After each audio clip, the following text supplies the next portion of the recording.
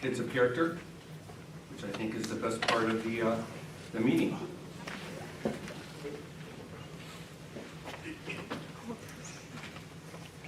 So good evening, everyone. Good evening, everyone. Good evening. Awesome. So each month we recognize students who exhibit leadership, scholarship, and good character. So tonight you're going to find out why each school nominated this month's Kid of Character for March. So I'm going to turn over to Mrs. Creel. Sure. Our first student is from Xenia Preschool. It's Aspen Titus. Okay.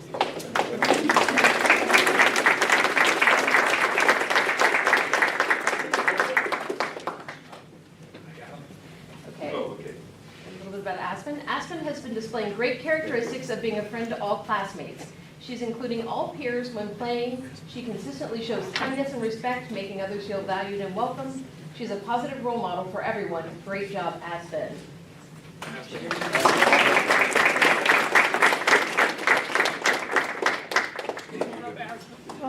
Dr. Hoffman, high five. Awesome. All right, turn around, Aspen. We're going to take a picture.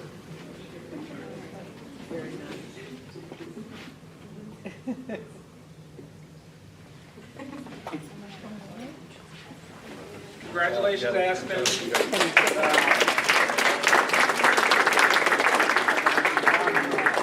Second, from Arrowwood Elementary is Scarlett Gentili. Arrowwood Elementary is proud to recognize Scarlett as our Kid of Character. Scarlett. Scarlett.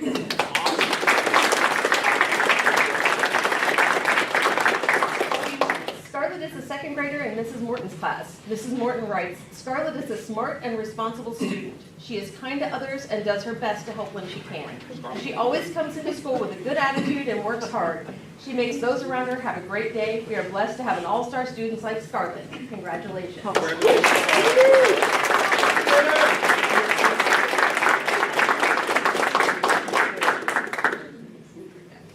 Thank you, Scarlett. Congratulations. Thank you. All right, from Cox Elementary, we have Carter Burns. Carter. Come on up, Carter.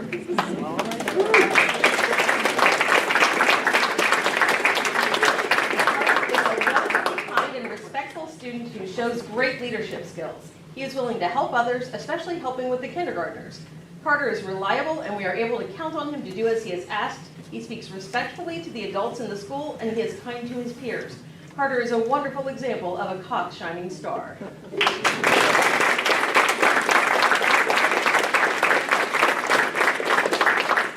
Congratulations, Carter.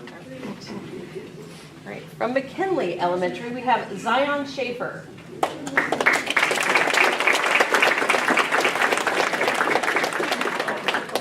We are proud and excited to announce Zion Schaefer as McKinley's Kid of Character. Zion is an outstanding student who demonstrates a strong work ethic and a genuine love of learning. She arrives at school each day on time, prepared, and ready to do her best. Zion approaches every assignment with focus and determination, always putting forth her very best effort. Throughout this school year, Zion has shown tremendous growth, both academically and personally, and we could not be prouder of all she has accomplished.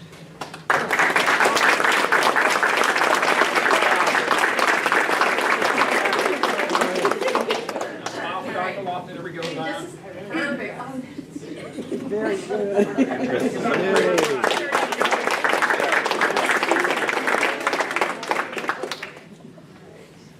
From Shawnee Elementary, Brielle Clark. Brielle.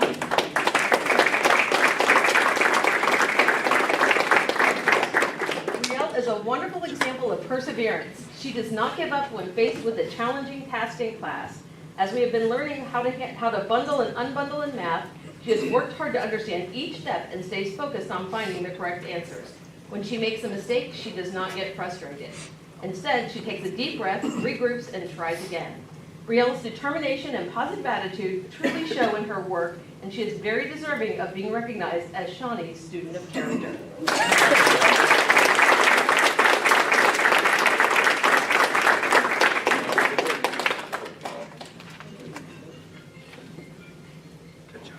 Congratulations, Brielle. Right. From Tecumseh Elementary, we have Thea Roden.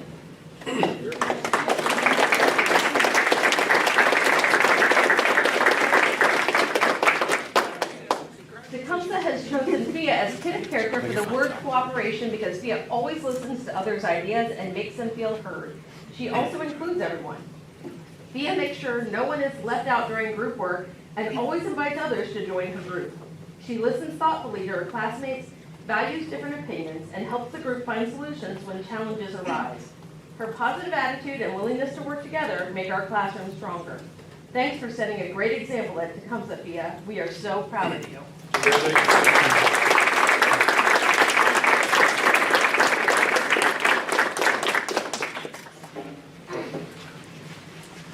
All right, from Warner Middle School, read.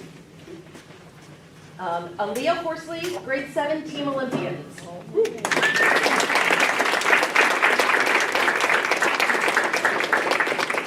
It is with great pride and sincere pleasure that the 7th grade teachers of Team Olympians recognize Aaliyah Horsley as our kid of character. Aaliyah is an outstanding student who demonstrates through her everyday actions exactly what it means to be a person of strong character here at Warner Middle School. She leads by example in our classrooms and throughout our school community. Aaliyah is attentive, responsible, and consistently produces exemplary work. She approaches every task with determination and pride, making sure that anything she is given is completed to the very best of her ability.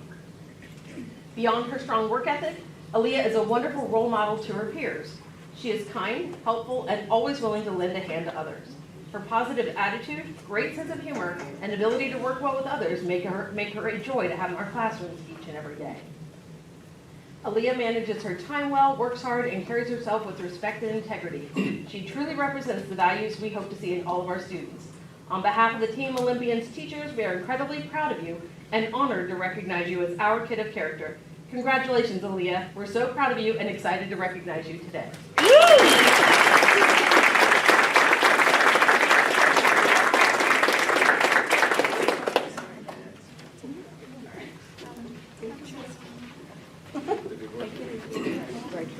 Our second from Warner Middle School is Brennan Wellman from Team Guardians.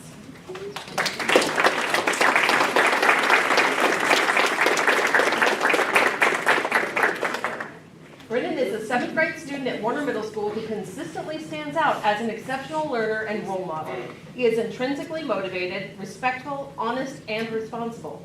He approaches each school day with enthusiasm and a strong sense of pride. Brennan demonstrates outstanding school spirit and represents Warner Middle School in a positive way through his actions, attitude, and willingness to get involved. He is well liked by both his peers and teachers, and his personable, outgoing nature helps create a welcoming and supportive classroom environment for everyone. Academically, Brennan is an exemplary student who takes ownership of his learning. Brennan is an honor student who has maintained straight A's all 3 quarters of 7th grade. He consistently meets deadlines and comes to school prepared. He asks thoughtful, insightful questions that show genuine curiosity and a desire to understand material at a deeper level. Brennan actively participates in class discussions and lessons, contributing meaningful ideas while encouraging others to do the same. He is also generous with his time and energy, frequently volunteering and offering to help classmates with a patient attitude. His reliability, leadership, and kindness truly make teaching easy and rewarding. He set the high standard for what it means to be a responsible and engaged middle school student. We congratulate Brennan on his outstanding leadership and thank him for always showing his Buccaneer best. Keep up the great work, Brennan.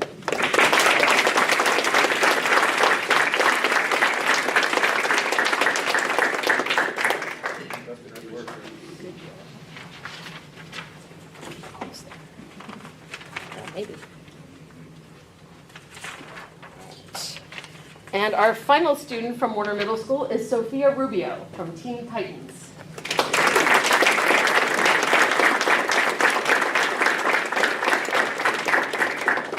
To have character is to possess strong moral principles and positive qualities such as kindness, integrity, and responsibility. These are the exact traits that define Sophia Rubio. Sophia is a wonderful student who serves as a consistent role model for her peers, demonstrating what it means to be both a scholar and a friend. One of the things that sets Sophia apart is her unwavering reliability. She comes to class every single day prepared, focused, and ready to work. Whether we are starting a new project or diving into a difficult lesson, Sophia approaches her education with a level of diligence and enthusiasm that is truly impressive. Her love of learning is evident in the way she engages with her assignments and stays committed to doing her best work. Beyond her academics, Sophia's kindness and integrity shine through in her interactions with others. She's always the first to notice when a classmate needs a helping hand and is incredibly generous with her time. Whether she is assisting a teacher with a classroom task or supporting a peer who is struggling with a concept, Sophia does so with a genuine heart and a positive attitude. Why Sophia stands out. Preparedness. She is always organized and ready to participate the moment class begins. Helpfulness. She proactively looks for ways to assist both her teachers and her fellow students. Integrity. She consistently chooses to do the right thing, proving herself to be a student of high moral standing.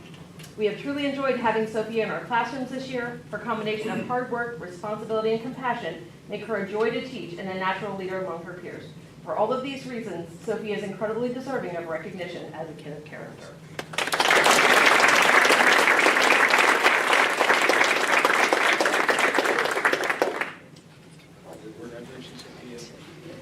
And our final kid of character from senior high school, Arnaj Davis.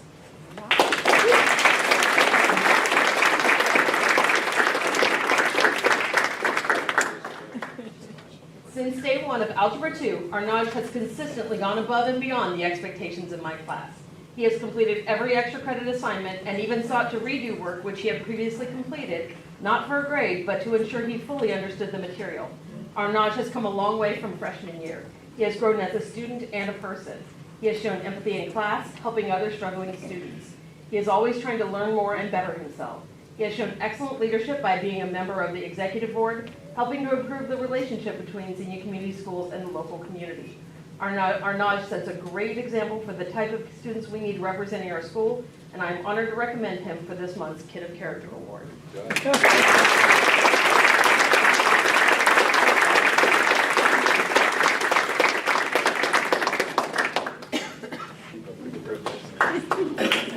Give her right down.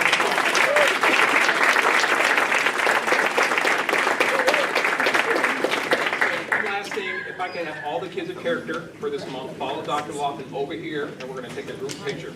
Parents, grandparents, you're more than welcome to take pictures as well.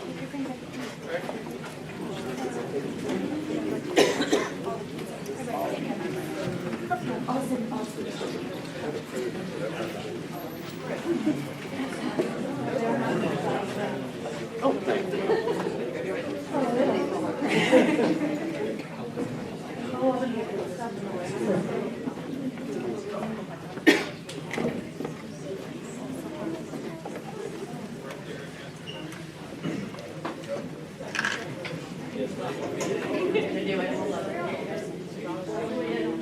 There you go.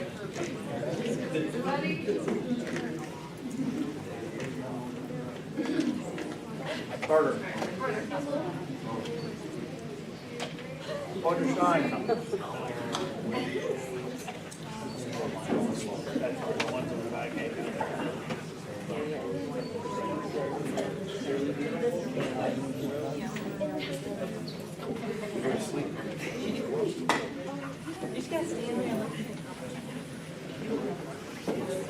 Follow Dr. Lofton.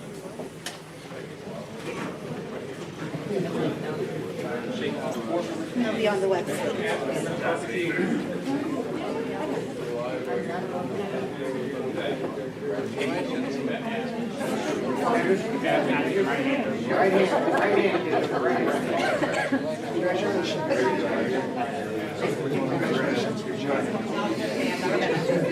Good job. Good job.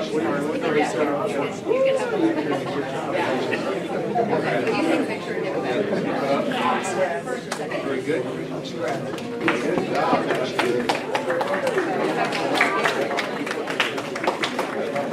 Yeah, good.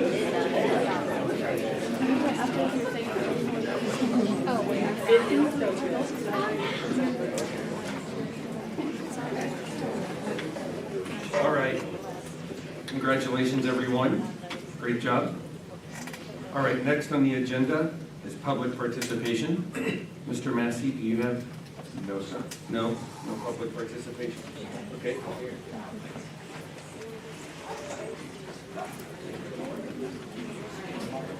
right. Yes, thank you, everyone. If the parents of the kids of character would like to leave at this time. Thank you all so much. Thank you. Bye, Aspen.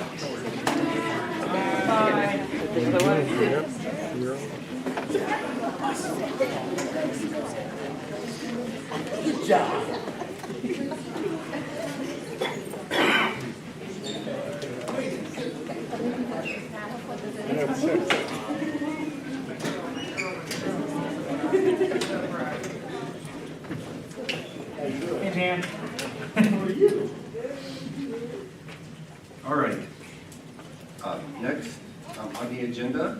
is the superintendent's consent agenda.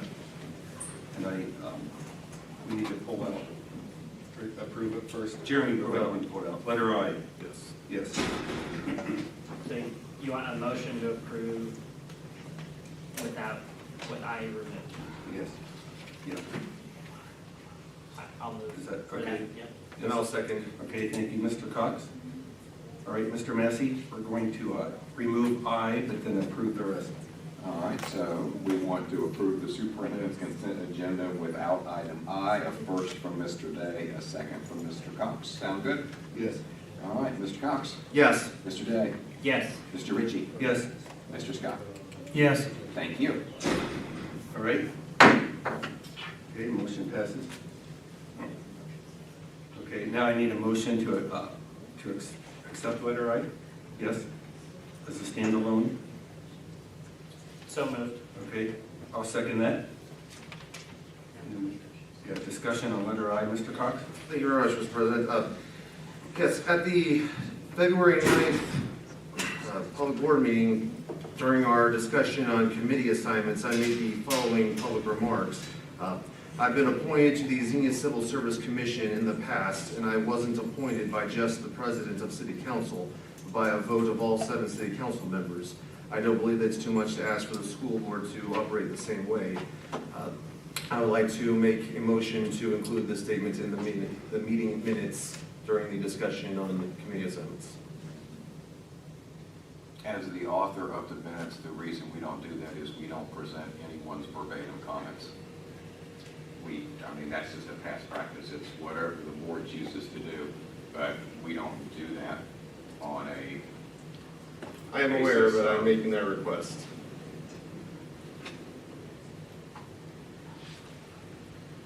All right, any thoughts or?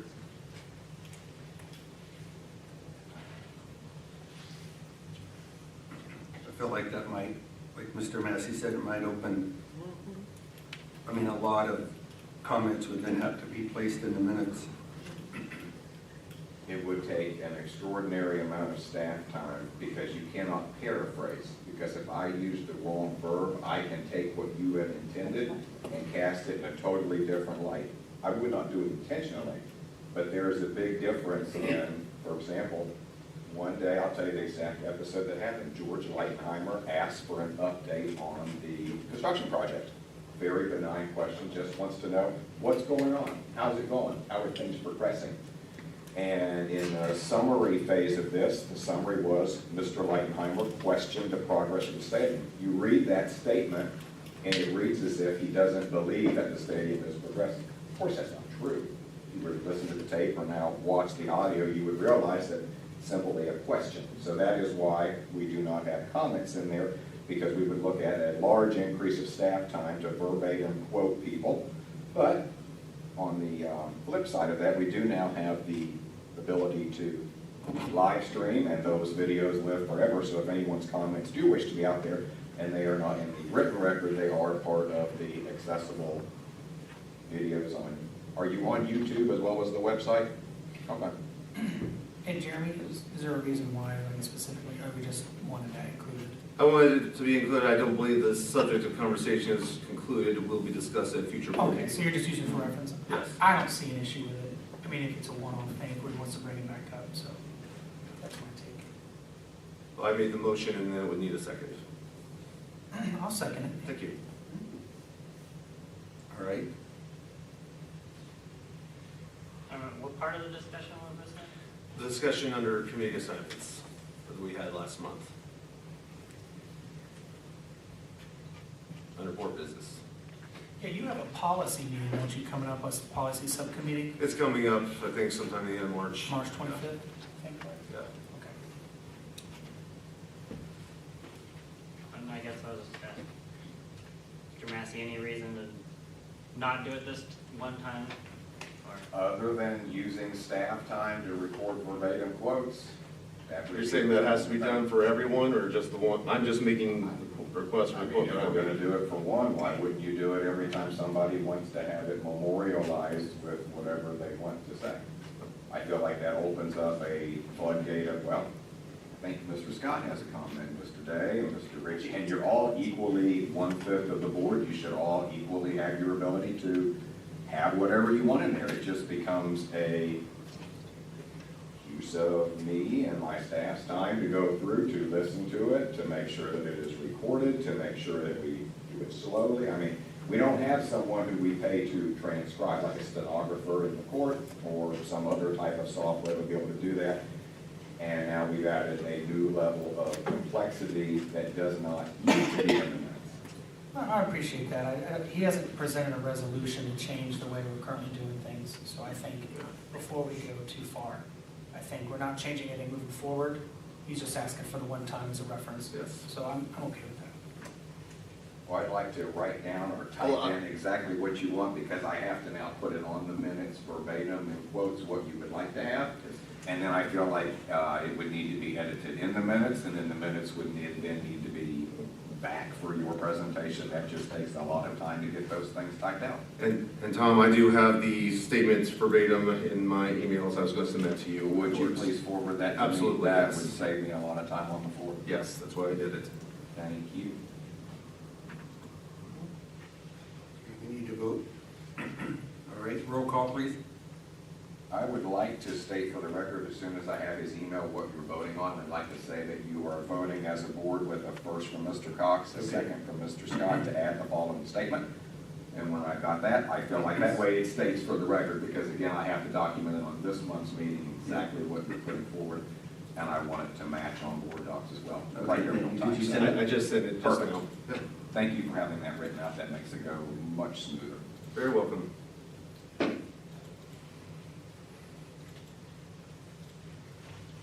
All right, so I have a first on the floor from Mr. Cox, a second from Mr. Scott to add under the section for the minutes of the February 9th, 2026 board meeting, under the section,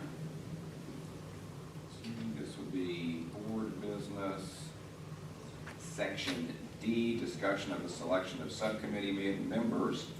A comment by Mr. Cox, beginning quote, "I've been appointed to the Xenia Civil Service Commission in the past, and I was not appointed by just the president of city council, but by a vote of all 7 city council members.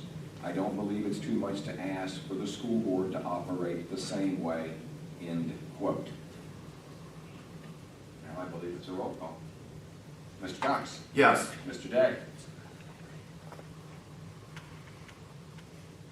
Yes. Mr. Ritchie? No. Mr. Scott? Yes. Thank you. Thank you. All right. Next, we do have a special presentation tonight. Mr. Ritchie, we still need to go back and now vote on I as being Oh, amended. sure. With the inclusion of Sure. this section. Okay. All right, so now we're going to vote on I. And I am standing on the floor, first from Mr. Day and a second from you, Mr. Ritchie. Okay.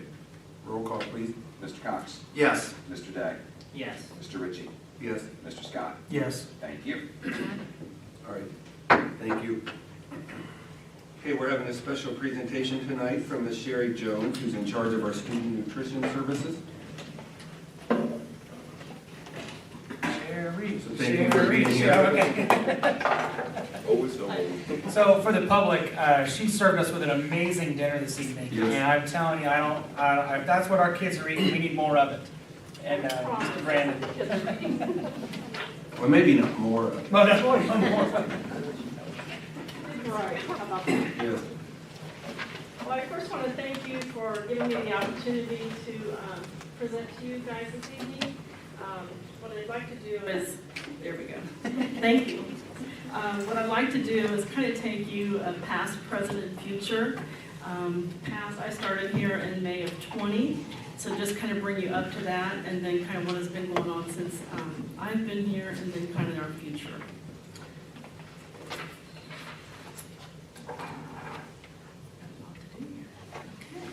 So talking about operational history, the case for change. So Food Service Management Company Performance, they came into the district in 2017.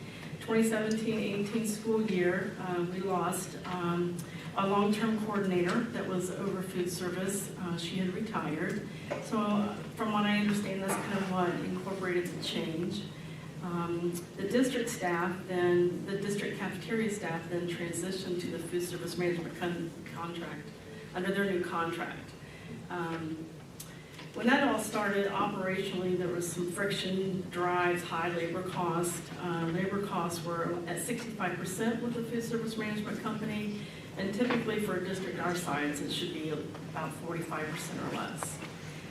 Engagement declined, our students dropped, participation dropped really noticeably.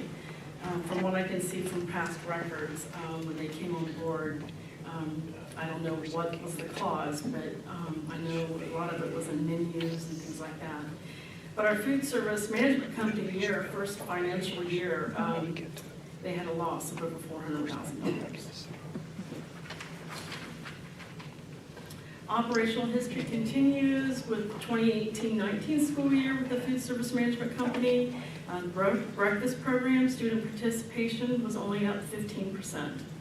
Lunch participation, student participation for lunch was about 48%. Kind of remember those numbers because we're going to come back to that and I'll compare that here later. But meals per labor hour. A lot of food service in schools, in order to get your labor where it needs to be, you work with meals per labor hour.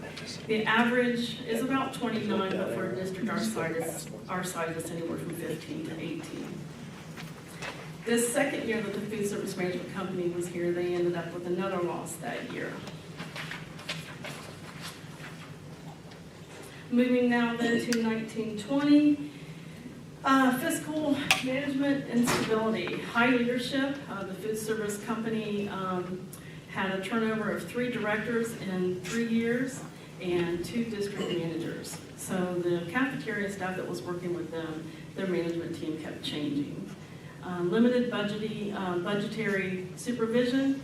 Capital expenditures incurred by the food service management company for unused equipment, which was funded by Xenia Community Schools. A lot of that equipment included like an impinger oven, serving tables, workstations, reach-in coolers, that type of thing. When I came to the district, a lot of that was just kind of tucked back in a corner, not being used. Compounded losses, program ended the fiscal year with another continued deficit. And likely, the best ending to this story is our district's decisive leadership. Leadership terminated the 5-year food service management company contract early. They only got in 3 years, and they were originally contracted with them for 5 years. So luckily, they ended that deficit that was kept climbing. Operational transformation. This is where we end up with us. This is where we are today in leadership.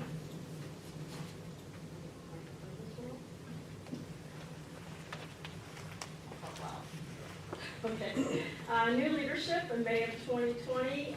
Coordinator of cafeterias was hired. That would be me. 20 years experience specializing in K-12 nutrition.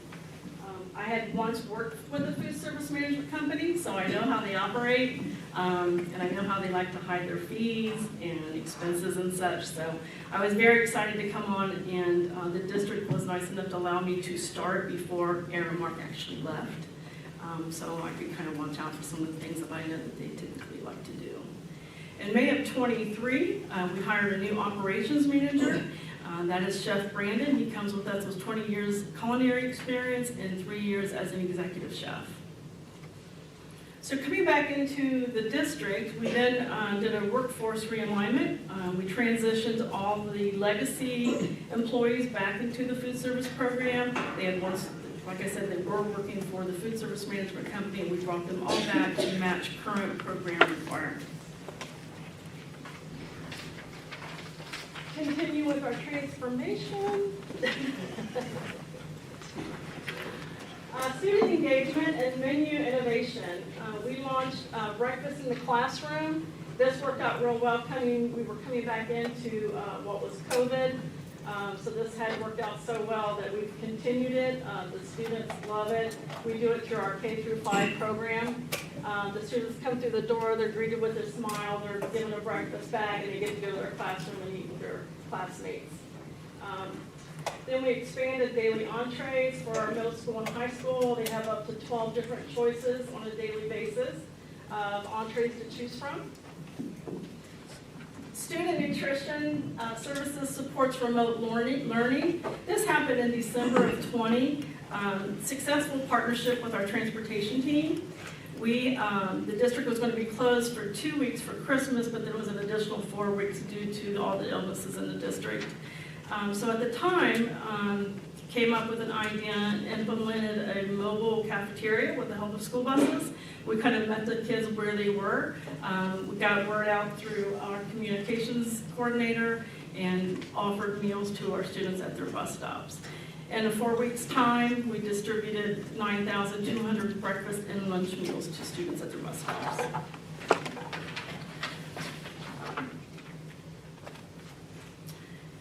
So here we are with our changes. You remember when I was talking about the food service management company, their breakfast is an all-time low for the district at 15% and lunch was at 48%. I'm very happy to say that at this time, breakfast has surged past 50% and participation for lunch is now reaching 80%.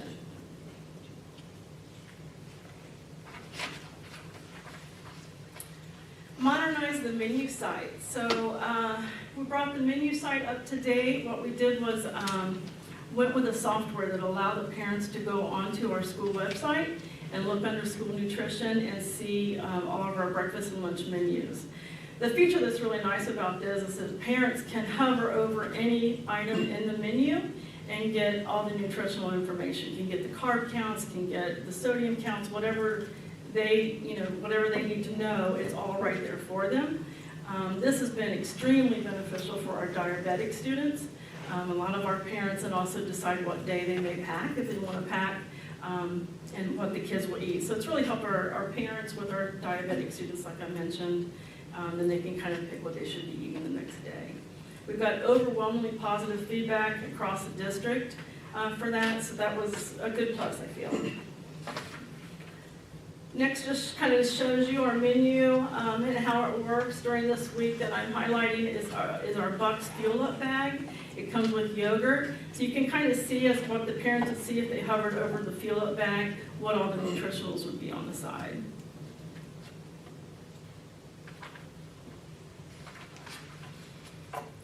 Moving on to transformations. Financial win. In 2021, we received a equipment grant, Arrowwood and Shawnee did. We purchased, each elementary building got a $50,000 award where we purchased a new combi oven for each of them. Combi ovens is a combination between a convectional oven and steam, which is very beneficial when you're fixing a lot of maybe processed foods or just a lot of our commodity foods. It puts the moisture back in the food and actually makes the foods a lot better. In 2022, we had a physical gain, so I can say that the Student Nutrition Services Department now has back in their fund $1 million, where they had lost almost 500 plus with the Food Service Management Company. We implemented a new menu planning software for the staff. This has been a real game changer for the staff in the cafeterias. This guarantees USDA and ODEW compliance. So I gave all of you copies of our menus, and on the front of that was also the guideline that we have to follow. So as you read through that, you'll see that depending on the grade, depends on how many calories we can offer through a week, depends on how much soda can be in the foods for a week, and so on and so forth. So we have to offer 5 components, and students can choose up to 3, and part of that is considered offer versus serve. So that kind of breaks it down for you. Online production records, assisting staff for accuracy and planning, and meal preparation while reducing waste. This has, like I said, it's been a real game changer. Our menus are a 4-week cycle menu. So meaning when we come back to week 1, it just repeats itself. So what's been really nice and helpful in the cafeterias themselves is that the staff then can see 4 weeks ago when they served chicken nuggets and mashed potatoes, they can see exactly how many servings they served. So if, let's say for easy numbers, if they serve 200 servings, they would probably, I always ask that they do 10 or 15 more because children change their mind, and then that helps us to reduce waste at the same time. Capital reinvestment, so as I mentioned, we got some money back into the account. So now it's time to spend and get things back into our cafeteria kitchens. We implemented a preventative maintenance plan on all of our equipment. Our equipment gets checked twice a year through the school year, and helps to keep things running smoother. It's cut down on our cost on repairs on our equipment as well. This may seem kind of silly, but we actually bought first aid cabinets and installed them on all the kitchens. When I first came into the district, they just had a first aid makeup bag. It's kind of what it looked like. No Band-Aids, no burn creams, anything like that. So we contracted with Cintas, and they keep all of our cabinets stocked for the staff. We updated our chemical and sanitation dispensing equipment. The sanitizer we're currently using kills all bacteria within 10 seconds, so that was really helpful during those trying times of COVID, but it even continues more to this day. We purchased faster point-of-sale processes for each kitchens. So as the students come through the line, they are to put in their PIN number. The cashier then sees the PIN number, sees this picture of the student, and they're able to process them a lot quicker. So the goal is then to get them through the lunch lines 10 to 12 minutes or less.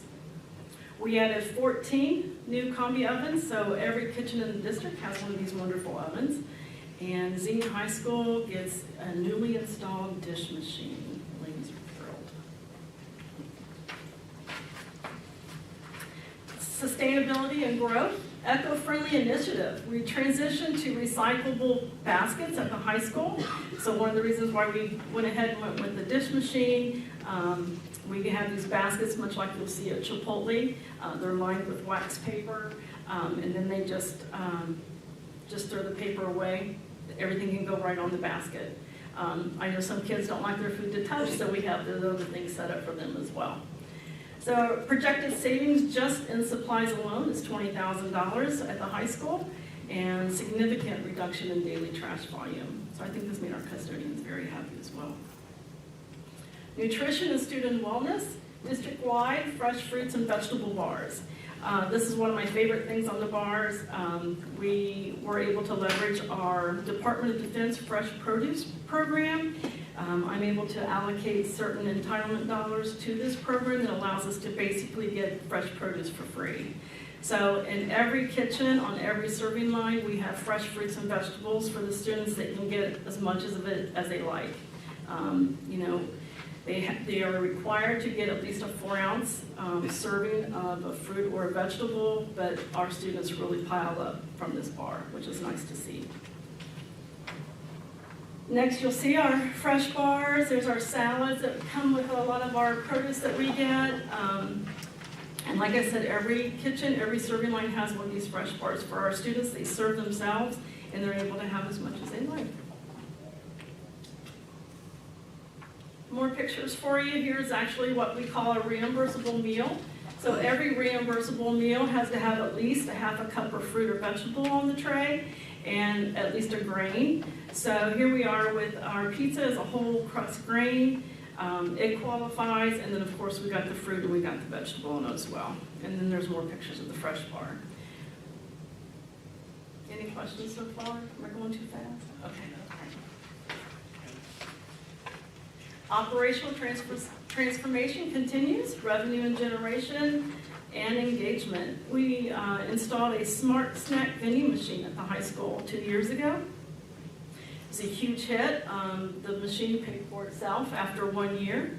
And we are also part of the Smart Snack School Initiative, so everything that goes in the machine is approved and accounted for. We have options available with modern payment. We take Apple Pay, it takes credit card, debit cards, and it takes cash. This has been a great thing to have for our students who have after-school activities, where now they don't have to try to get down to Casey's or someplace like that to get just a drink after school. Operational transformation continues and in-house catering services. We developed a comprehensive affordable catering guide to keep event revenue within the district. We were also, the catering services was awarded the prestigious Xenia Foundation Dinner. This will be our 3rd year in a row, so we're happy to be doing that. That's always a fun event for us. Other events we've done is the community grand opening for Warner. We do new teacher orientation, staff convocation, year-end staff picnic, and so much more.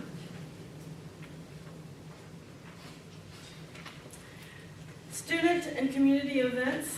These are all my favorite. We just finished last week with Reading Appreciation Week at K5 in our buildings. Cafeteria staff, we're very honored to be able to read Green Eggs and Ham to the kindergarten students. We started doing this last year and we learned how important it was, because as the kids come through the line and they see green eggs, they wrinkle their nose and want to know why we're serving green eggs and ham. So we celebrate Dr. Seuss's birthday by offering green eggs and ham, and then right before that meal, we've read the book to them, so now they're familiar with it. Oh, that's why we're having green eggs and ham. Veterans Day, another one of my favorites. We do this in our K-5 buildings. A student gets to invite a veteran to enjoy a free lunch with them. Each year, we have over 250 veterans participate, and I believe we've been doing it now for 4 years, I believe. So it's a big day. Opening day of baseball at Warner Middle School. Once upon a time, I used to get 4 Dayton Dragons tickets donated.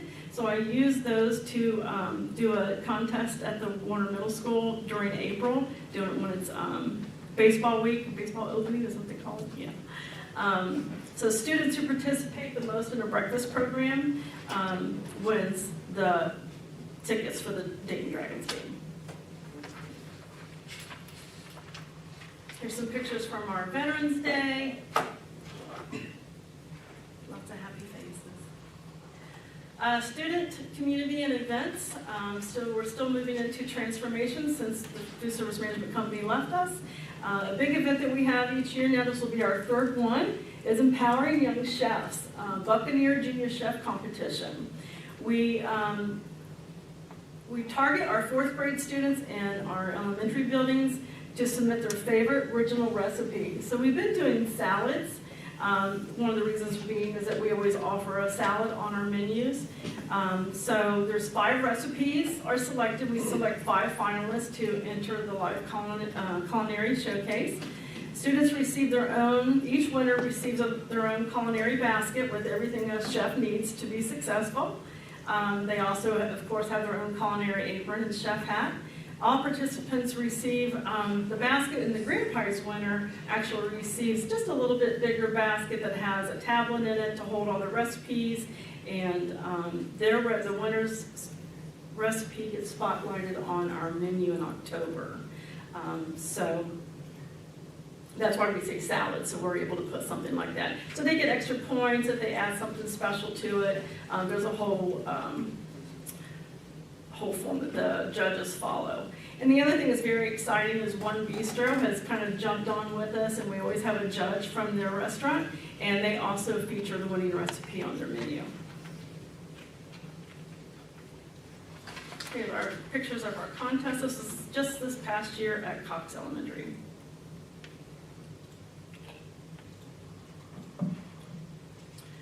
Student engagement and feedback initiatives.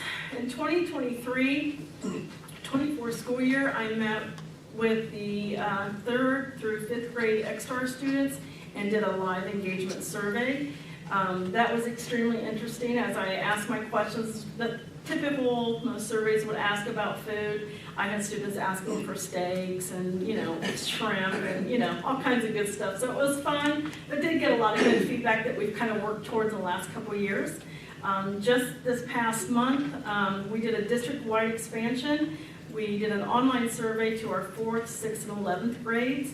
So what I like to kind of do that last grade of each building is so they can see how we've implemented their requests for the next year. So like our 4th graders will see their changes that they've requested when they get to 5th grade and so on and so forth. I believe it was a high participation in our surveys. We had 404 students participate, And at the last question of the survey, I asked if they would be interested in being part of our foodie focus group.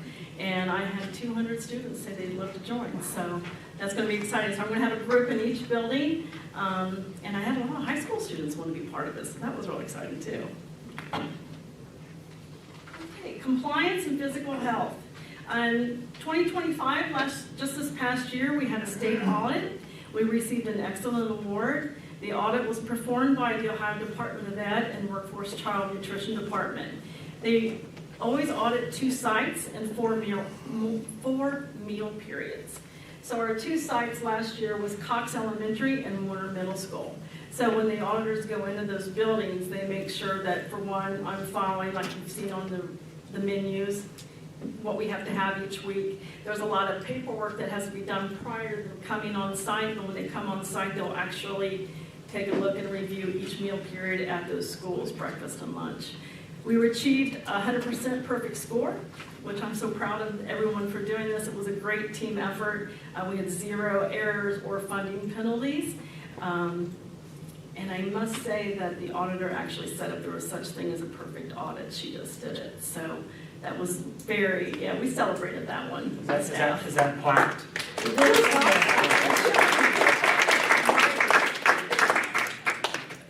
And financial year end, so overall success, ending the budget with $1.6 million in a surplus. Just last year. Another. If I may, how are you $1.6 million in surplus? How are we? Yeah. Well, so we get reimbursed for every meal that we serve, okay? Okay, so Yeah, who so do we that- get reimbursed by? The state, The state? the state, yeah. And I'm gonna get into some of that here in just a minute. Okay, cool. Yeah. So the next phase, so this is what we're kind of looking at. This is the past, we've done the past, we've done the present, now this is kind of the future moving forward. Proposing a district summer feeding program. Currently, the Xenia YMCA sponsors it, and I guess they have sponsored it since I've been here. Rumor kind of has it that they may not be moving forward with it anymore, so I'm really hoping that can come back into the district for us. Did they do it last summer?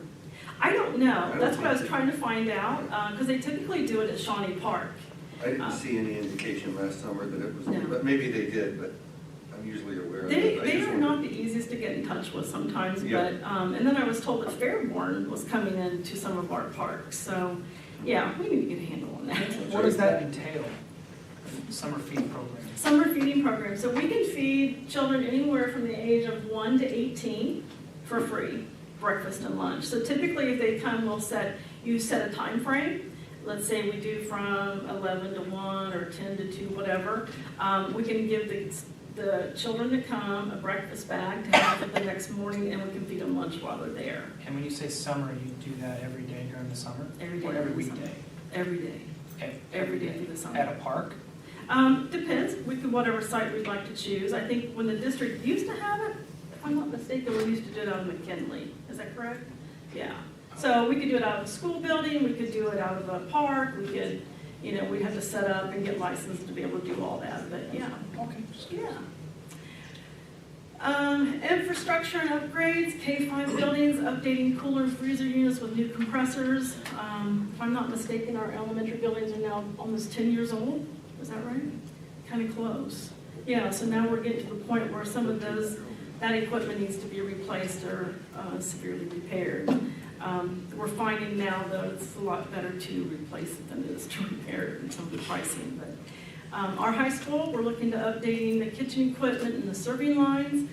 Those date way back to the 70s, so that'll be a nice welcome to get there. So, along again with the next phase, creating engagement.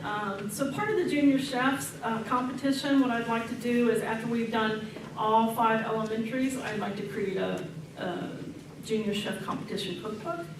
We'd have 25 recipes to put in this cookbook, and then hopefully be able to, I'm hoping to get the PTO or someone involved who could help sell it, and then we'd donate the money to our local pantry. Coming up, there's a lot of talk these days about the new food pyramid, anticipating changes in compliance for food items and student meals. Really hoping there's a focus on higher quality and less processed foods, is what I'm really hoping for. The USDA is currently mandating by the end of next school year that we have even less sodium and reduced sugars in our food items. I'm happy to say that we're already under that as well, so we're ready for that to happen. We provide extensive staff training in speed scratch or scratch cooking. I really hope this is where this new food pyramid is going. It would be a nice change. It'd just be a nice change. That way we can cook a lot of things. It'd be less expensive. We wouldn't have to rely on so much of the commodity program. And is that because the current menu items you buy are kind of dictated by the rules that you have to follow? And so if the rules change, the affordability for the other items will be better? That's the hope, yeah, yes, yeah. Student Nutrition Services Goal and Sustainability. So we hope that this community eligibility provision, we call it CEP program, that's where all of our kids get to eat for free. So as you know, kindergarten through 12th grade, our high school just qualified this past 2 years ago, to where they can now eat for free as well. So by doing that, we really have to remain diligent in monthly state data. So each month I go in, I pull down this information from the state that lets us know financially disadvantaged students, and we're able to bring that into our system and get an idea of what our percentages are. The objective, of course, is to increase meal participation so every child receives breakfast and lunch meals at no cost.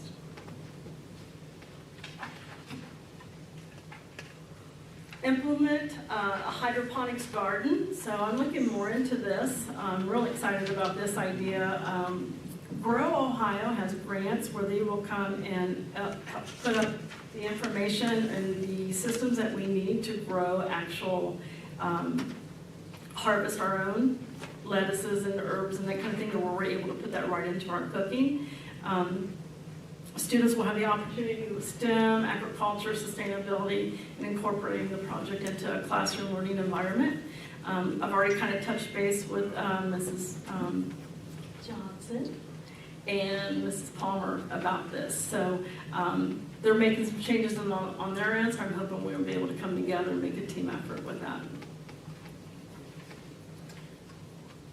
Where would you put that? We have a very, very large storeroom that backs up to a water supply. So I don't know a whole lot about. In this building? No, at the high school. So we would do this at the high school, Okay, sorry. that's what I'm asking. Yeah, we would do this at the high school, for sure, yeah. I just hired a lady who has a bachelor's degree in agriculture, and she's already worked on hydroponic gardens. So I'm really excited to get her involved with this, because I think she'll be a great fit in helping us get this off the ground. Since it's our, what is that current room being used for? It's our storeroom now, so we store all of our dry goods in it now. So if we were to do this, where would those dry goods go? The room is huge, so we could actually put the room, cut it in half. It is a very large room. I don't know if it's as big as this room. I'll have to check that room out. Yes, come check it Yeah. out. Come check this out. Put some inflatables in there with it. Yeah, right? Any questions? I feel like I kind of went kind of fast, but No, fantastic. I will say, where'd you get the data from the first stuff, from before to now? So our point of sale system will allow us to it shows us how many meals we serve, so I could go in and tell you exactly like how many meals Arrowwood Elementary serves, or, so I did a comparison data to what they did then to what we're doing now, and that's the difference in the numbers. Okay, so you were able to see from 2017 to 2018? Yes, it backs up for as long as you've had the program, so I could go back to any year and tell you how many students we fed at any time. Awesome. I have a couple questions. Okay. Oh, sorry. The two sites for the audit, were those randomly selected? They are, and they don't tell us which sites until like 2 weeks before they come. So there's no everybody's got to be prepared. Right. Yeah. And then the smart snack machine, like what are some of the examples of items in that, like at the high school? Oh, so we have different flavored waters, vitamin waters, Propels, things like that, things that the students like to buy. Of course, we're not allowed to sell any full power drinks like Coke, Pepsi, it has to be diet. And then also we offer we offer breakfast items that they're able to get also at breakfast, but some kids like to get it at lunchtime too. And we offer healthy snacks, there's vegetables in it, fruits in it, and we have chips and things like that that we're allowed to sell. So it all has to be reduced fat or low fat, yeah. And one more. Mhm. On your interactive menus, Mhm. you can click on, like you had the example for us, the Bucks Fuel Up with yogurt, but you can click on any item in the menu and that'll come up. Any item on the Okay. menu, yes, sir. My question is, you saw, you had the surveys of the students. Do we send any surveys out to parents as well? I have not, I hadn't thought about that actually. Do you think that would be- Occasionally I'll get a message from a parent that says something like, well, my kid had mozzarella sticks 3 times this week or something like that, and they complain about it. I don't know what the real story of what their kid says, I just get those messages occasionally, and I say, well, that's not what the menu said, but I don't know how your kid got. Breakfast is a rare beast, and it's hard to explain. Like, there has to be a fruit in every bag, or every breakfast meal has to have at least a half a cup of fruit. But also it has to have either a meat alternative. So you either offer 2 breads, or you offer a main entree and a cheese stick. So you may see, kids love the Sunny Minis. Now that has 2 breads, I don't have to put a cheese stick with that. But if I gave the students cereal, I have to give them a cheese stick. They are tired of cheese sticks, but they cost us a penny, you know? So yes, I could do like a graham cracker that's gonna cost 26 cents, you know, but at the same time, you gotta be cost effective because we are feeding students for free, so we need to take advantage of the commodity foods because of course they're a much better price than what we can pay for them outside. Yeah, I think it might be interesting to hear what some of them have to say, or if there's better education we can provide to the community and Okay, parents I about love like that, the yeah. rules that we have to follow when it comes to meals. Okay, I think it's a great idea. I will work on that. Maybe I missed it. Do we have anything about how much food we throw away that's not eaten? You mean? Like that's that we actually- prepare and then we throw away?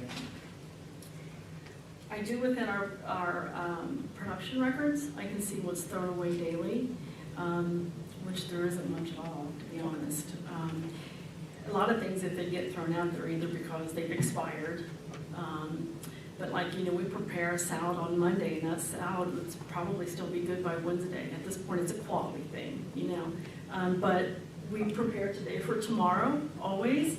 So as the staff comes in, they look to see what's on the menu for Wednesday. They can see, oh, last time I sold 15 salads, this time I'm only going to make 18 salads. So if we have 3 left over, that would start her production numbers for the next day. So it's a we track it very much, so we have very little waste. I figured as much, I just didn't see Yeah. anything in there about that. Because right now, each kitchen manager is being evaluated on their food cost each month. So their food cost also entails their waste. So, you know, we're able to see, like, if you had a ton of waste, either, you know, you're throwing too much away, their food cost is really high, or maybe they forgot to count something in their inventory. This has just been a good show to the staff what they need to do in order to control their costs, and I think it's been super beneficial. Absolutely. Yeah. I will say the sad thing is the teacher was seeing how much food the kids throw away. Oh, I mean, you know, if you stand there at they're in a hurry and they're like, oh, don't throw that away, okay. Well, the oh, one they're in a hurry. I mean, it's too, just, their meal, they have to take the whole meal, and some of them Yeah. don't want to eat part of it. it's just a reality. well, that's where the students could really take advantage of the share tables. We have share carts in every building. So like our fuel-up bags, I've been at McKinley all last week, and in the fuel-up bags, there are several items. Well, a student will go through and get a fuel-up bag just because they want one item out of the bag. And I notice they'll just put the bag on the share table. Well, I've been emptying the bag because there's other things in that bag that maybe students want. So like the yogurt would get taken, and so I've seen a lot of good things come out of that, That's good. just changing some of that. Any other questions for Ms. Jones? No? Thank you very much. Thank you very Yes, much. thank you. I appreciate it. Very informative.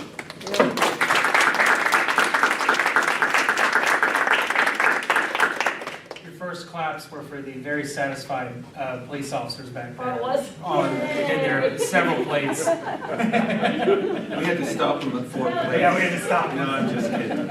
It was 3. All right. Thank you again. Okay, we're moving on to number 7, Treasurer's Financial Report. Mr. Massey? Yes, sir. All right, so. Jump right into the month of February. So again, the front page is a report card, if you will, to see how you're doing compared to the latest financial forecast. At this point in the year, you've got about 62.5% of your revenue in, and about 61.4% of your budget has been spent. Our investments are ticking up a little bit for the month of February, as about mid-month, late to mid-month, we start getting our first property tax payments from the county. And you can see that there, we're at about 65% of those dollars that have come in as part of the general fund. Again, most of this report is general fund specific to help us make sure that we don't just use the financial forecast and, it just goes on a shelf. We've got our filler up graph, if you will, that we reference each month to see how we're doing. You can see that certain bars are more full than others, for example, income tax, but again, that is a quarterly payment. We've got 3 of our 4 quarterly payments in, so you expect that to get a little bit higher up. And we'll continue to get more to the property tax season, and then the homestead and rollback. We'll get those credits in from the state probably at some point, maybe April. Last year it was a little bit later in May, but normally it's about an April timeframe, so we'll wait and see when they get that to us. You can also see on the expenditure side of the equation for the general fund, we're at about 2/3 of the way through the year, and we have spent about 67.26%. That is either dollars that have been spent on things, or they are reserved on purchase order to continue to pay the bills as they come in. Again, we've also tying this back to what we have in our major categories of the financial forecast, of salaries, benefits, etc. We've also got our other funds that we are working our way through as well with the departments to make sure that they are taking advantage of and using whatever grant dollars that they have for the accrued grant services and things of that nature. You'll see another large payment out of our debt retirement coming up soon in May, as we make that twice-a-year payment. It's in November and in May.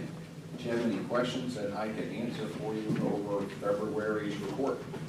Yes, so up to the month-end general fund cash balance, the chart On the first page. on the first page. Yep. Yeah, so obviously as we've gone along here, we're the red, right? Yep, 2026 is the red. So we're not doing so hot, right? Is that what that's saying, like compared to the past years? Or explain it to me a little bit better. So what this does is it just shows you where you are for general fund cash balance at the end of the month.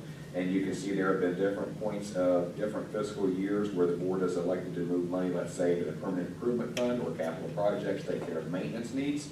And then you can also see and compare how we are. You get the general feel for the year in terms of when it starts to pick up. That's when you get your largest paydays, when your property tax dollars come in during the late summer and about now through March, April timeframe. I would say this also does not include the transfer that was board approved, because again, we got it approved here last month from capital projects in general. We've submitted everything to the state, and then we wait on them to have additional questions and or their approval. Well, I guess what I'm saying is, like, we were on, it looked like we were on almost an identical track to 2023. And then we dipped a little bit, and then we trickled back up. If you could put it back up on the screen for me. I can back up. Oh, okay, go back, Maybe. so everybody can see what we're talking about. You're talking about, Yeah, I the do chart. not have that on there, so. Maybe it's on the very first part. Yep, there you Yeah, go. there it There's is. a graph. Okay, there's our one. graph. So we're looking at red, we're trickling down, and I guess I'm, just catching up here. You said the 1 point, or our capital projects that we approved last month, that doesn't include this? Capital projects came out of the capital projects fund. That would not be on here. This is only the general fund. And the transfer that was board approved from the capital projects fund to the general fund, has not taken place yet because I am not allowed to do it until I have your approval and the state's approval. Your Right, so approval that would came have been last a month. sharper. Yes, that and would've been then it sharper. would be, yeah, you'd see it bump up a little bit more. Okay, so it would be a little bit more closer to 2023 than this graph showed. Okay, I'm just asking. Yep. All right, because I'm just looking at a trend here, and I'm looking for next year, and I want to make, Okay, okay. yep, that's all. Cool. Thank you.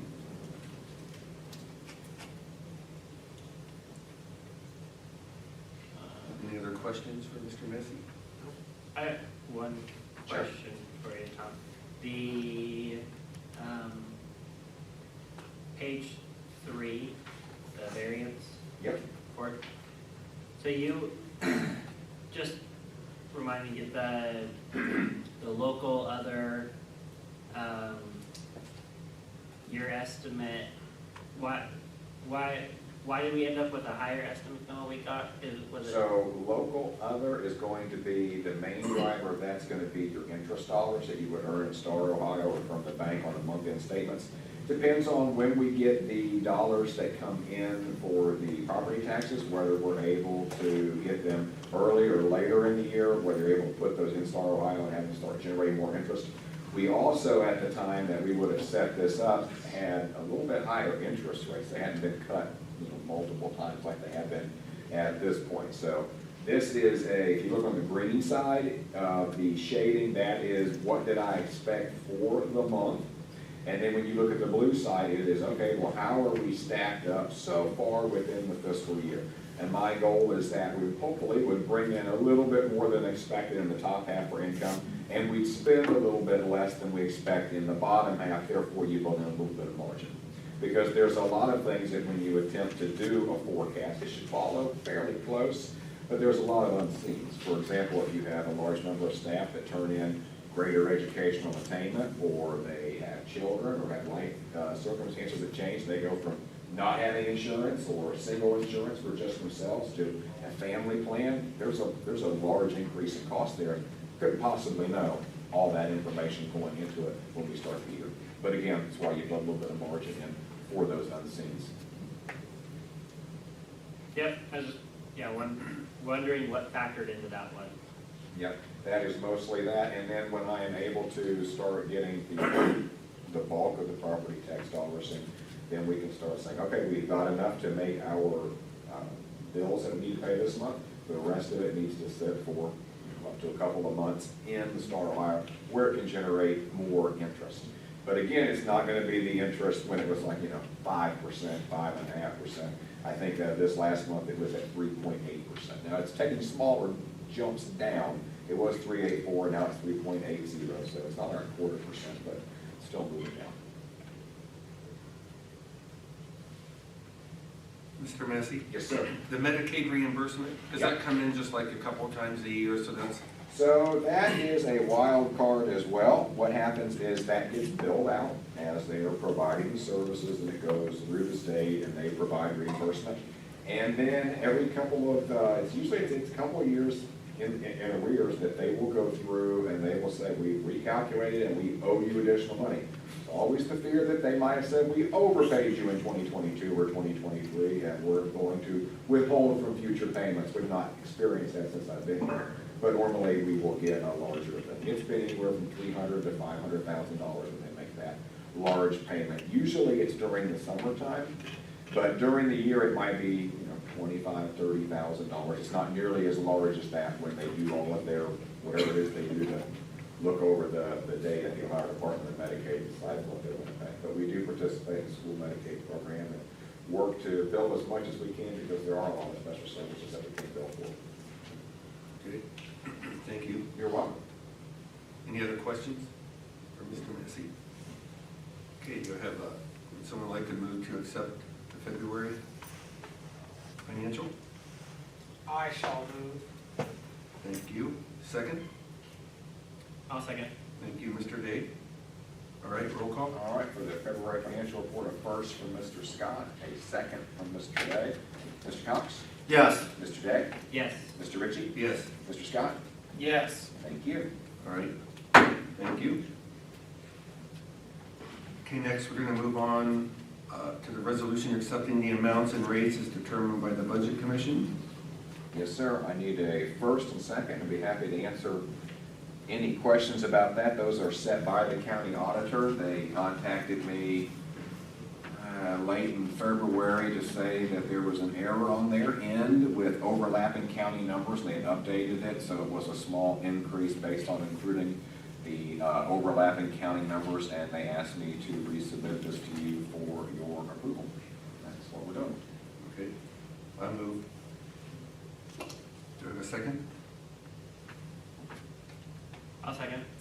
Okay, as far as discussion, is this a common thing for them to come back and, does this ever happen to First time you? that they have, but remember, David Graham's been in that position a long time, and I think that Mr. Hagler just, or his team, again, it's not a huge swing either. It's not Yeah. like that it's now a large difference. It's a small difference. So. Okay. But it went up. Mhm.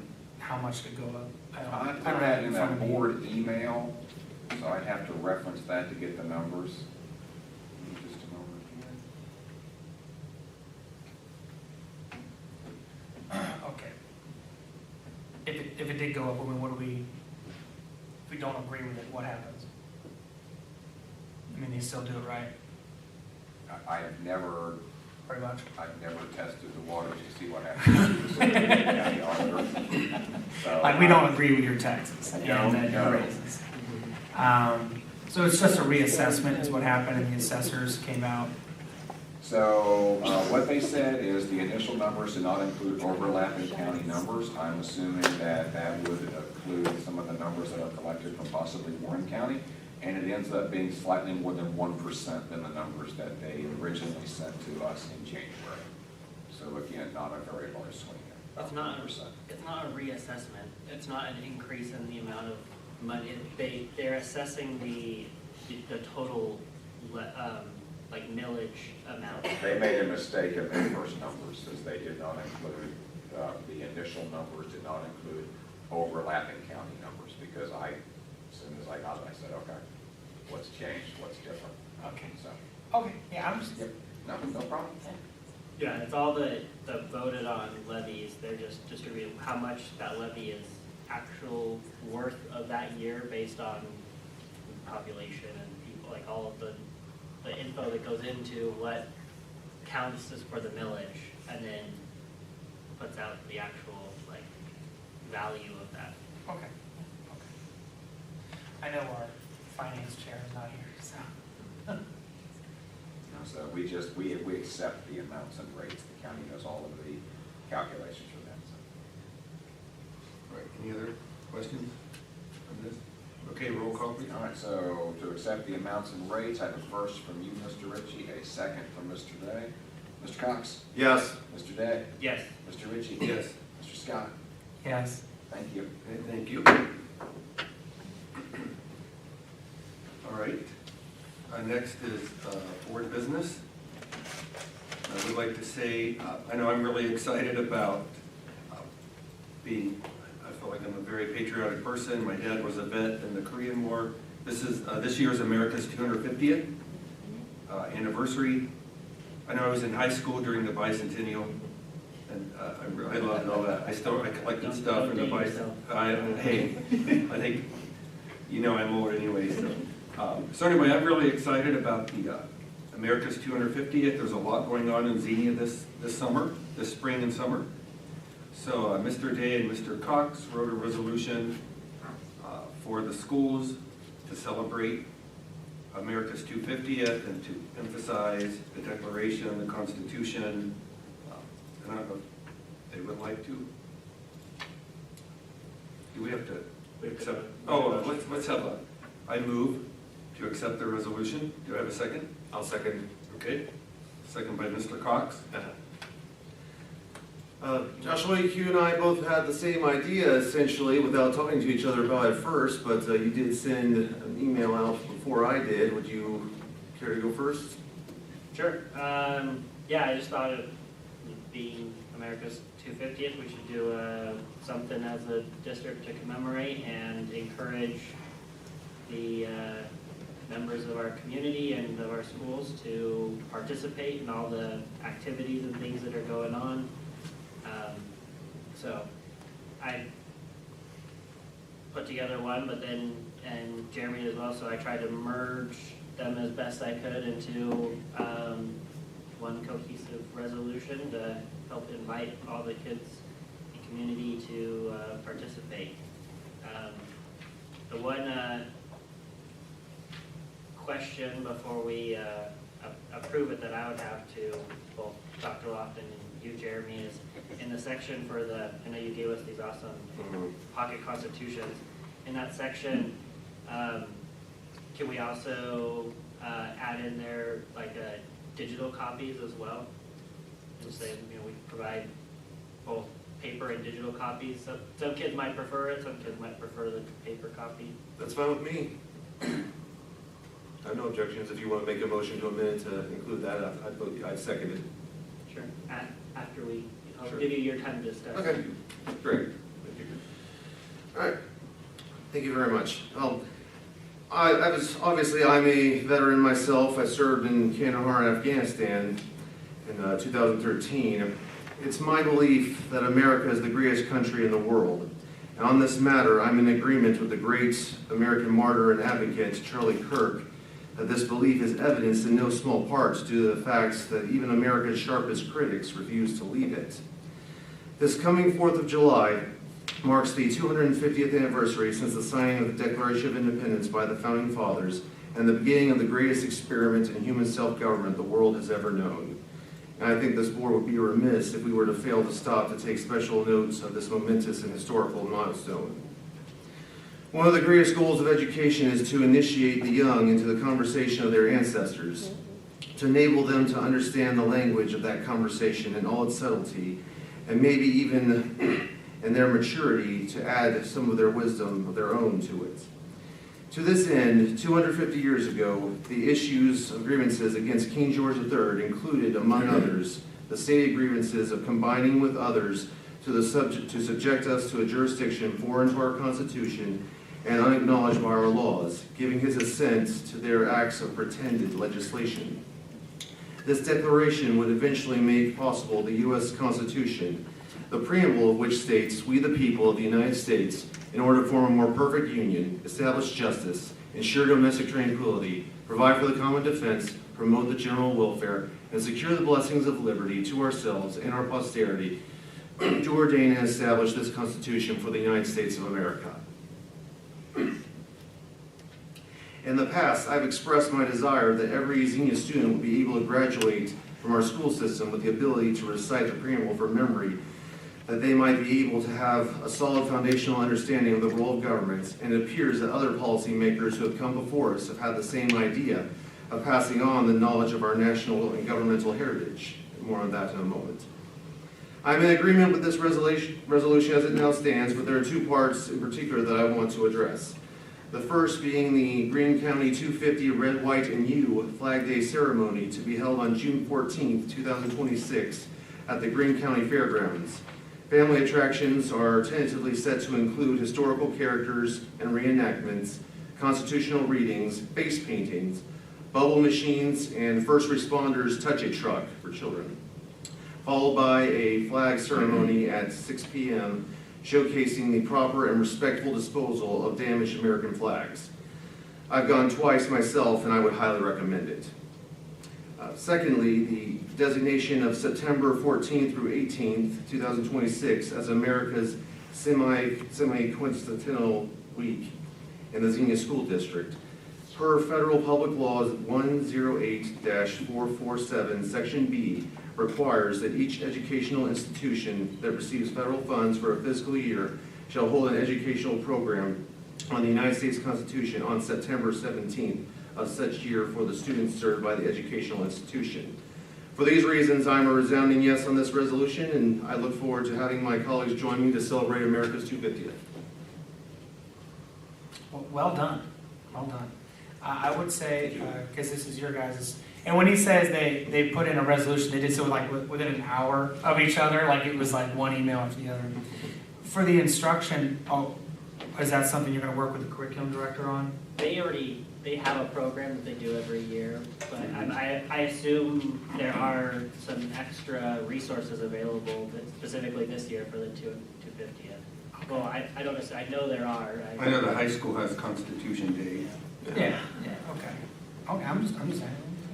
And Tyler, since you brought that up, yeah, Dr. Lofton, I did have a question for you. Can you give us basically, if you don't have to do it today, but at some point in the future, can you give us an outline of what specific events you would like to see happen during that week, and who all is involved, what grades, what programs? Yeah, absolutely. Thank you. Thank you very much. That's it. You've got between now and September, so I'm not, no rush. Thank you. Preferably by July 4th. Any other questions? I will put in a plug, because I'm really excited about America's 250.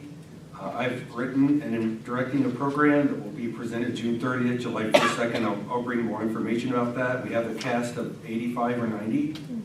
And the pre-show to that is the Xenia High School Big Band.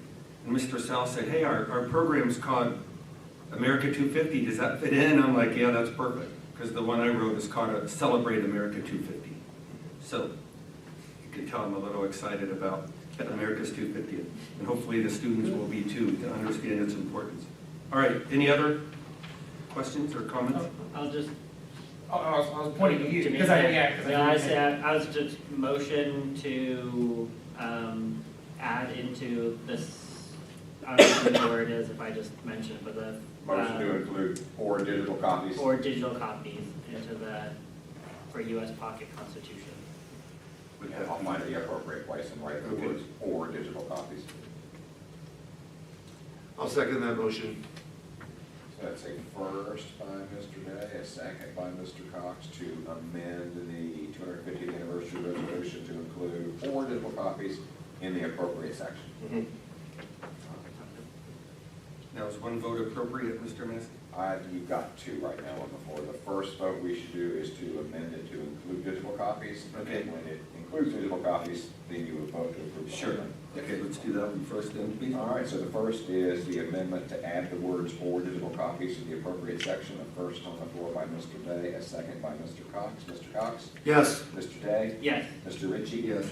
Mr. Scott? Yes. Thank you. Okay, and then, And Mr. President, before we take the final vote, I just would like to also add, there's a list of organizations that are promoting the 250 Red, White, and U. These organizations include Greene County Sheriff's Department, Greene County Veterans Services, Greene County Agricultural Society, and the Greene County Parks and Trails. So I'm glad we can now add the school board. and the city of Xenia. And the city of Xenia, For yes. July 3rd. Okay, yeah, thank you, Mr. Cox. Okay, Mr. Massey. All right, so approving the resolution to celebrate the 250th anniversary of the United States of America to also include 4 digital copies along with the original. First on the floor from Mr. Ritchie, a second from Mr. Cox. Mr. Cox? Yes. Mr. Day? Yes. Mr. Ritchie? Yes. Mr. Scott? Yes. Thank you. Thank you. Okay, resolution passes. All right, we're going to move on now to number 10, superintendent's update. Dr. Lofton. Just a few things. First, I want to congratulate Mrs. Jones for an awesome presentation on, I think she stepped out, but an awesome presentation on Child Nutrition Services. Sherry has done an excellent job for us over the last 5 or so years, and I continue to see progress, and we have one of the best child nutrition programs around Miami Valley, so kudos to her and her staff. Secondly, athletics. We had a Xenia High School wrestler, Otis Poyet, who qualified for state for the 2nd year. So congratulations to Otis. Our Xenia High School bowling also went to the state competition. They finished 12th out of 16 teams. They finished 2nd at the districts. So congratulations to our Xenia High School bowling team and our Xenia High School wrestler, Otis Poyet, who both qualified for state. It's my understanding that a couple of you volunteered for judging our science fair on February 27th, so thank you for doing that. We had 13 projects that received an excellent or superior rating, and 3 of those projects have committed to participate at the regional competition. So congratulations to those students who developed those excellent science fair projects. Our Model UN attended the DC conference. Several students attended. We have one student, Violet Black, who received commendation for her work on the All-Women Crisis Committee, so congratulations, Violet, for that. We continue to engage our parents, so in the month of February and in the month of March, we have a number of different family engagement nights. We have STEM nights slated for this month at Airwood and Cox. And we also have literacy events, Right to Read Week at McKinley, and then we also have some campfire stores as well. So again, we continue to be very busy. Going into testing season, I think I was at high school today and I had a couple of students already tell me how many days of school were left, so they're already counting. But a lot to be proud of here in Xenia Community Schools. I think that's my report. Okay, thank you very much. All right. We're going to move on to number 11, closing items. So any announcements? Mr. Scott, I'll start with you. Yeah, wanted to ask Dr. Lofton about the resolution from February for the World Fair project and the updates for the board. If there are no updates as of right now, I do know that our high school social studies department is looking at that resolution and trying to develop ways in which they can partner with the World Fair Committee and how we can get our students more involved. So we'll have a more concrete plan in the next couple of weeks moving forward. Okay. Yeah, I want to thank Josh and Jeremy. That's a fantastic resolution. As I am a veteran, as you are, and I'm a current service member. Fun fact, my daughter Georgia is named after Mr. George Washington. All right, that's the history in me, and so that's some pretty cool stuff. Love George Washington, love what this does, because understanding where we've been is going to help all of our students understand where we're going. Speaking of, I'm for the community here. I'm going to be in DC in the last week of March, so I'm going to miss the student achievement meeting that you will be at. So I'm going to be there for, I'm a legislative advocate for the National Guard. So I'm going to be working for, hopefully, free TRICARE. So that's what we're working on. Other than that, fantastic. All good. Yeah. Thank you, Mr. Scott. Mr. Dave? Let's see, yes, the judging of the science fair projects was awesome. I have to say the quality, was able to judge 2, but I saw a bunch of other ones, and the quality of all of the projects was fantastic.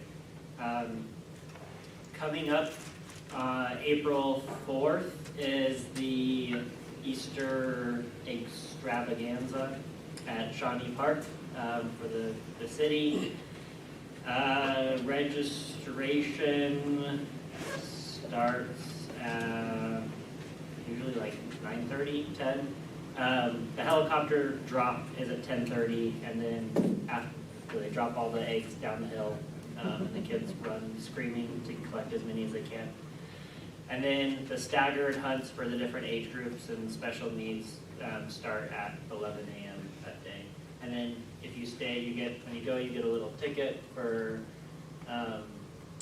drawing for we draw Easter egg baskets, tickets for baskets and things, prizes at the end. And usually there's a lot of donations and a lot of baskets, so lots of kids get baskets. That's a Saturday. Saturday, April 4th. April 4th. I know I've seen the helicopter drop before. It's like chaos at its finest. Yes, where we stand in between the kids and where they're going to drop, and I'm always worried of being trampled by Right. kids. Okay. That's, Yep. Thank you. You're good? yeah. Okay. Mr. Cox? Likewise, also did the science fair, very impressed.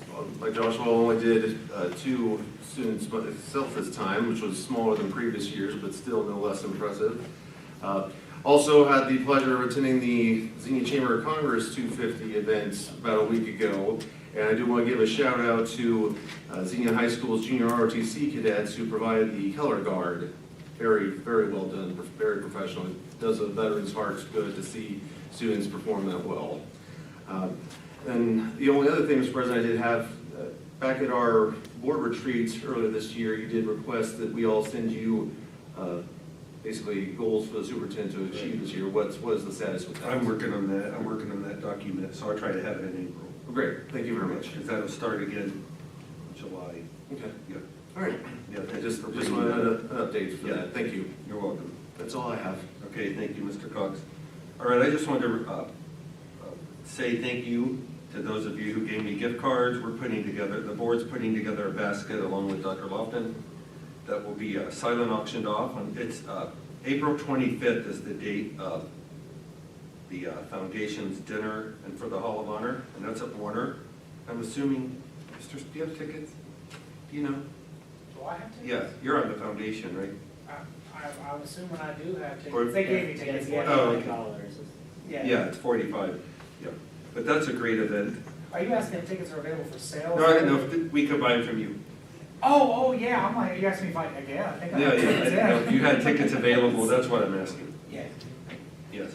And then I will say, as a former musical person at the high school, I always enjoy those. I know, Mr. Day, you try to go. They're doing Wonderland, April 16th to the 25th, which is Alice in Wonderland.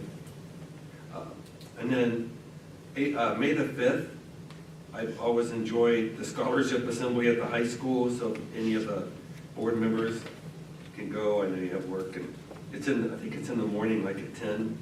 And then don't forget graduation, May the 20th, which always kind of, I feel like as a board member, kind of seals the deal, because you know, you kindergartners and the kids are so excited to get their diploma, and it's so fun to hand them their diploma at graduation. So that's Wednesday night, May the 20th. Are we at the Notice Center for that? Yeah, Okay. yes. All right, and that's all I have. All right, any? Mr. President, do you want to tell everybody about what restaurants we're auctioning off? Oh, sure. Yeah. We have B-dubs, 100 B-dubs, I'm not sure. We have 50 at Upper Echelon. We have 50 at Troney Brothers. We have 100 at Roosters. And I have 25 at Dairy Station. And I might have gotten ice cream when I bought that. One scoop or two? Oh, no, it's the mix-in thing, whatever that's called. And then I think Dr. Lofton's gonna get Butterbees, so. And then Mrs. Williams is gonna get Nick's. So it's gonna be a good basket Nice, for nice. Eat Local, yes. So that'll be fun. And as a recipient of many of those grants from the Xenia Education Foundation, it's very worthwhile. I mean, it's a great fundraiser. All right, at this time, I will move to adjourn the meeting. Do I have a second? Second. All right, any discussion? No discussion? Great. Okay, roll call. Mr. Cox? Yes. Mr. Day? Yes. Mr. Ritchie? Yes, Mr. Scott? Yes. all right. Get out of here. I mean.